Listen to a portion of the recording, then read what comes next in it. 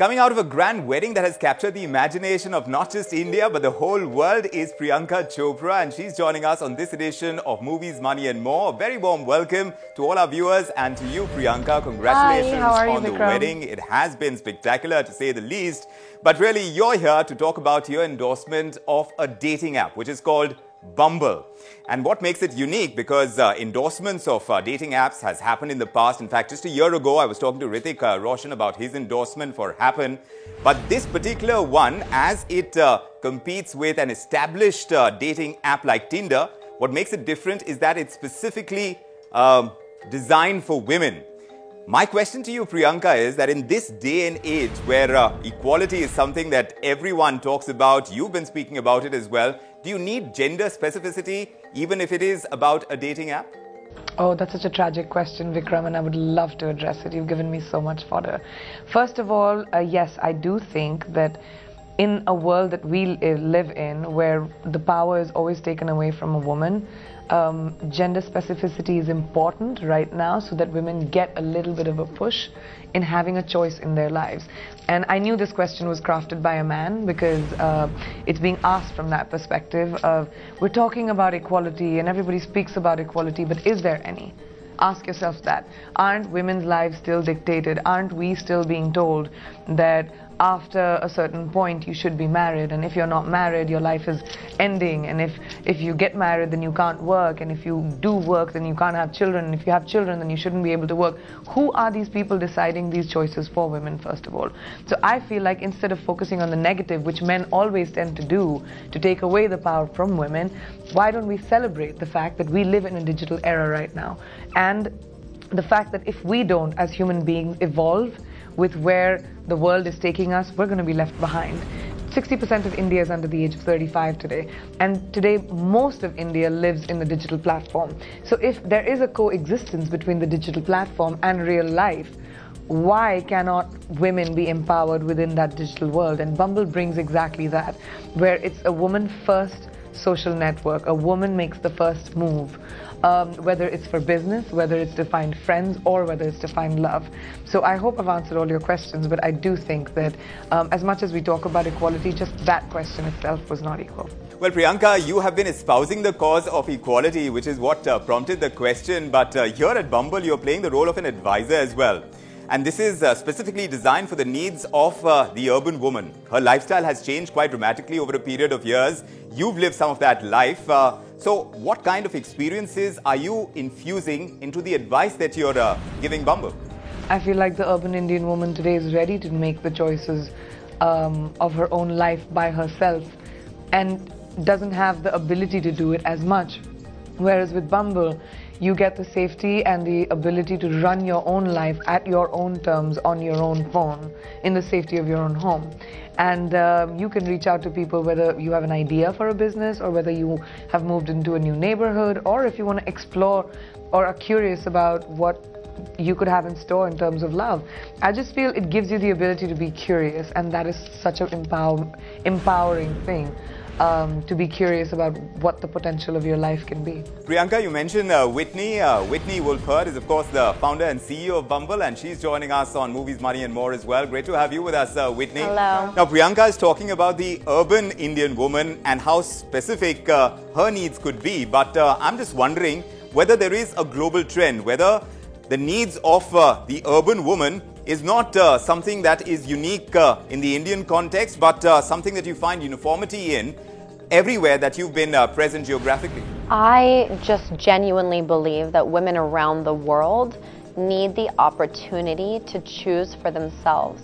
You should be able to, as a woman, no matter where you live, no matter how you were raised, you should be able to choose who you want to date, who you want to be friends with, and how and who you want to do business with. And I genuinely believe that women have globally been shuffled into disempowered relationships by gender dynamics that disempower them. We have been told to never go after what we want, to wait, to be shuffled into what others want for us. And so by saying that the women of India need Bumble, or the women of another country or culture need India. It's a global need, and women, no matter where we are from, we all want basic respect. We all want to be able to be in control of our own choices, and society has tried to hold us back. And with the emergence of technology and all of social media, it has actually just fostered more negativity around women.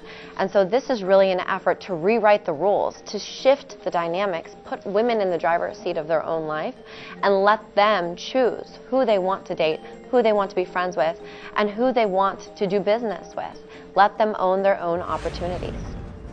You know, Whitney, you've hit the nail on the head. Negativity, there's nothing to take away from that. There is a lot of trolling, a lot of abusive language that flies around because there is the shroud of anonymity when you talk about social networking today. Priyanka, you've said that it has hurt you in the past. I know through your media interactions, you've said that yourself. Even about the wedding and your marriage to Nick Jonas, there has been negativity around that as well, which hasn't been relegated to just social networking sites, even beyond, because other media are emulating what's happening in the digital world.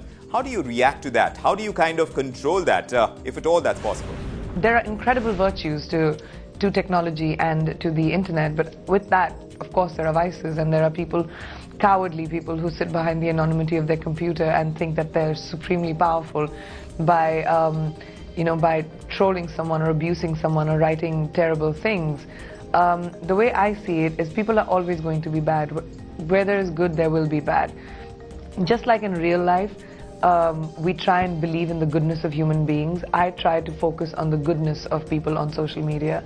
I don't let myself be as affected by the negativity, which happens to me as often as it can. People just need a reason to get after me. But look, I have the strength and the ability to ignore it. I have so much love and respect from so many people on social media, my fans, my family, my friends, that it helps me not focus on the trollers and helps me not pay attention to people who are abusive. But I know that there are many, many people out there who don't have that kind of support system that I do. And for those people who get abusive comments or abusive messages or people just being mean and nasty, the only thing I would say is when you get onto social media, please understand that those people are not important.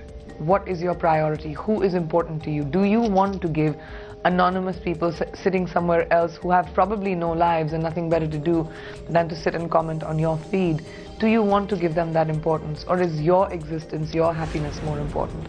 I think we as people really need to prioritize that. Yes, Priyanka, but I want to ask Whitney this.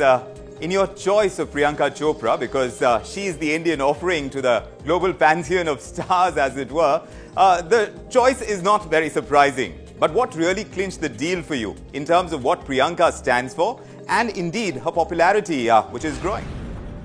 So Priyanka is an incredibly unique superpower in my eyes. She, from the moment I met her, what we were bonding over was her fierce dedication to really changing the status quo and focusing on changing the conversation for girls and women globally. And so when I shared my passion for what we are working on with Bumble and why I started Bumble and what Bumble is aiming to achieve, this is what really sparked a really special conversation between the two of us. And she really urged me to think about coming to India with Bumble and really approaching it from the perspective of Indian women and really building for them from a unique place. And we're really honored to have her. And I would say that everything she stands for, going after her life on her terms, marry who you want, be friends with who you want, chase any dreams you want, and feel confident about it, that is Bumble in a technology. And I wish for every young girl out there and every woman out there that might be feeling disempowered in their life in any capacity to realize that we are building this for you. We want you to have a second chance to feel confident and empowered and own your life however you wish. Well, like you said, Whitney, I mean, Priyanka is a businesswoman as far as this enterprise is concerned because she's turned into an investor. Priyanka, tell us about your understanding of business because we know you, we understand you, we accept you as a movie star. But when it comes to business, it can be a different kettle of fish. So is this a side of you that you'd like to bring out much more, that you'd like the world to see? Because this is an investment opportunity that you've seen as well. Here is where you think the business can grow. So what's your own understanding of business and how do you make your choices there? Well, business is ideas, according to me. I'm not a businesswoman. I just like new things. And I feel like Bumble gives us the opportunity as Indian women to just take charge of our own lives, and that was important to me. So I invested in Bumble as a philosophy, as a new age, new way of thinking, as, you know, changing society's mindset. I want to be someone who is at the forefront of change, which makes lives for women better, for children better, for girls, for my daughters that will grow up at some point. I want them to grow up in a world where they can be opinionated and have their own choices. So I guess my investments and my choices in business really come from that very personal place. Priyanka, what's happening for you in Hollywood is brilliant, and there are releases to look forward to. There is the Valentine release, Isn't It Romantic, that's coming up as well. So what can we expect from you in that character that you're going to play in the film? Well, Isn't It Romantic is a really fun movie. I play a supporting part in it with Liam Hemsworth. Rebel Wilson and Adam Devine are the leads in the movie, and it's a spoof on romantic comedies, and it's how Rebel gets stuck in this romantic comedy world, and she meets all of these unbelievable people. And my character is really funny. She's a full of herself yoga ambassador, which is not a real thing. She just makes it up because she's this spoiled brat, rich girl, and she's just perfect in every way. And it's just a very funny movie, and I'm actually really excited about it coming out on Valentine's Day, because I think the world needs a little sparkle of love, and maybe I'm biased at the moment because I'm feeling that little giddy-headed lovey-dovey. But I just feel like the world needs a little bit of love, and Isn't It Romantic is completely that. I'm very excited about it. Priyanka, clearly romance is in the air. We can see it in your face as well. You are sparkling, to say the least. But then there is the Indian movie, The Sky is Pink, where you're getting together with Farhan Akhtar all over again. So what can we expect from you in that film? It's a true life story of parents who fought their damnedest to make sure their daughter, who was born with a fatal disease, lives her life to the fullest. It's sort of a testament to how death does not necessarily need to be the end of an era. It can be the beginning of the celebration of someone's life. It's a different perspective on death. That is something that everyone knows will happen, right? That's the one thing we as human beings know will happen. Yes. But yet we're so afraid of it, and we treat it with so much fragility. Whereas this movie gives you a perspective that shows you that you need to celebrate people and their existence on Earth instead of mourning their death. And I love that version of this movie, and it's going to be very heart-wrenching, touching, and beautiful. I'm excited about it. There's so much of you to look forward to, Priyanka, and indeed we'll be watching your journey here on as we have in the past. Thank you so much for joining us on this edition of Movies, Money and More. Thank you. Thank you so much. And Whitney, thank you for joining us as well.